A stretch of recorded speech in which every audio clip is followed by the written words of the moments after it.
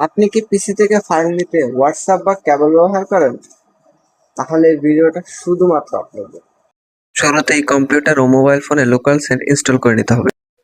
ফার্স্টেই mobile phone থেকে local send অ্যাপটিকে open করে নিব।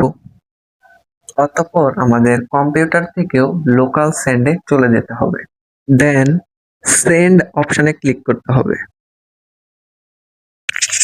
এবার ফাইল থেকে আমাদের যে ফাইলটি আমরা শেয়ার করতে চাই সেই ফাইলটি জাস্ট এখান থেকে সিলেক্ট করে নিতে হবে। এবার আমাদের ফোনের লোকেশন বা অ্যাড্রেসে ক্লিক করতে হবে। এই তো আমাদের ফাইল শেয়ারিং শুরু। ফোন চেক দিলেও দেখতে পাবো প্রসেস কন্টিনিউয়াসলি চলছে। নির্দিষ্ট টাইমের পর ফুল প্রসেস কমপ্লিটিং এর মাধ্যমে আমাদের ফাইল শেয়ারিং ডান।